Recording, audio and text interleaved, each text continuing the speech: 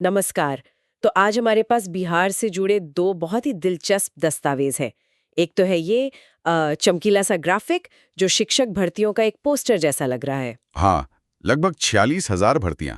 और दूसरा है बीपीएससी की एक सरकारी प्रेस विज्ञप्ति जिसमें सारी असली जानकारी छुपी है। बिल्कुल। एक तरह से देखें तो ग्राफिक हेडलाइन है और जो प्रेस विज्ञप्ति है वो पूरी खबर है। सही कहा।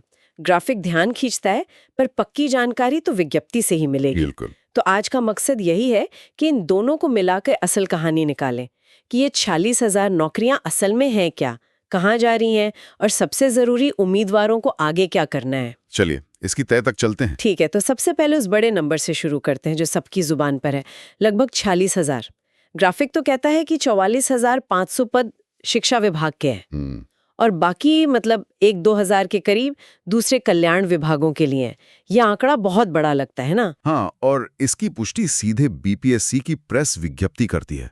उसमें साफ लिखा है कि उन्हें शिक्षा विभाग के साथ साथ अनुसूचित जाति, जनजाति और पिछड़ा, अति पिछड़ा वर्ग कल्याण विभाग से नियुक्ति के लिए अधियाचना मिली है।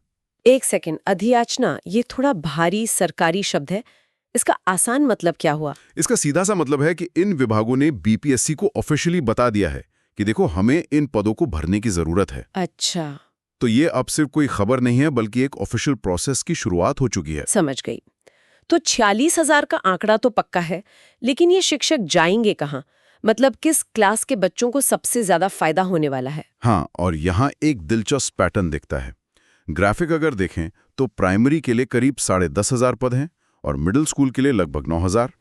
लेकिन सबसे ज्यादा भर्तियां लगभग 25,000 वो सेकेंडरी और सीनियर सेकेंडरी के लिए हैं। यानी 9वीं से 12वीं कक्षा के लिए। जी बिल्कुल। तो हाई स्कूल पे इतना जोर क्यों? इसका कोई खास निकलता है क्या? मेरे हिसाब से ये महज एक आंकड़ा नहीं है। ये इस बात का संकेत हो सकता है कि सरकार अब सब्जेक्ट स्पेशलिस्ट टीचर्स की जो कमी है ना, अच्छा, उसको दूर करने पर ध्यान दे रही है, खासकर उन कक्षाओं में जहां से बच्चे बोर्ड परीक्षा देते हैं। सही बात है।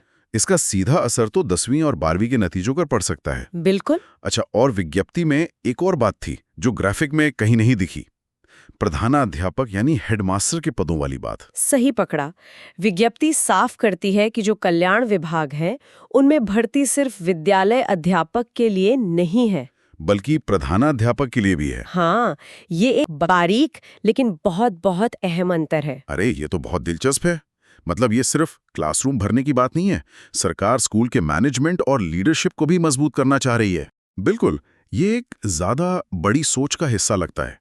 एक अच्छा लीडर, एक अच्छा प्रिंसिपल पूरे स्कूल का माहौल बदल सकता है। तो ये भर्ती सिर्फ संख्या के लिए नहीं, शायद गुणवत्ता सुधारने की भी एक कोशिश है। शायद यही मकसद हो। ठीक है, तो तस्वीर अब काफी साफ हो रही है। अब सबसे जरूरी सवाल, जो लोग आवेदन करना चाहते हैं उनके लिए आगे का रास्ता क्या है? इसका जवाब भी हमें सीधे 11 फरवरी 2026 की प्रेस विज्ञप्ति से मिलता है। क्या कहती है विज्ञप्ति?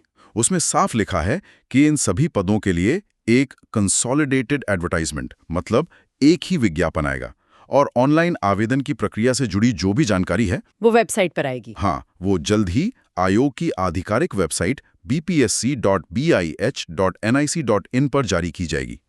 सारी नजरें अब बीपीएससी की वेबसाइट पर होनी चाहिए। कोई तारीख नहीं, बस जल्द ही लिखा है। हाँ, अभी के लिए तो यही जानकारी है। उम्मीदवारों को वेबसाइट पर नजर रखनी होगी। तो कुल मिलाकर बिहार में लगभग 46,000 शिक्षकों की भर्ती की प्रक्रिया आधिकारिक तौर पर शुरू हो चुकी है। प्राइमरी से लेकर सीनियर सेकेंडरी तक की पद हैं और सिर्फ शिक्षक नहीं बल्कि स्कूल लीडर्स भी। बिल्कुल, और सारी जानकारी के लिए बीपीएससी की वेबसाइट ही एकमात्र जरिया है। इन सब आंकड़ों और बातों के बाद मेरे मन में एक बड़ा सवाल घूम रहा है। क्या? कि एक साथ इतनी बड़ी संख्या में नए शिक्षकों का सिस्टम में आना आने वाले 5 सालों में बिहार की शिक्षा की गुणवत्ता पर कैसा असर डालेगा? क्लासरूम के माहौल पर, छात्र शिक्षक के रिश्ते पर। सही बात है। ये सिर्फ नौकरी देने का मामला नहीं है, इसका असर तो बिहार की अगली पीढ़ी के भविष्य पर पड़ेगा।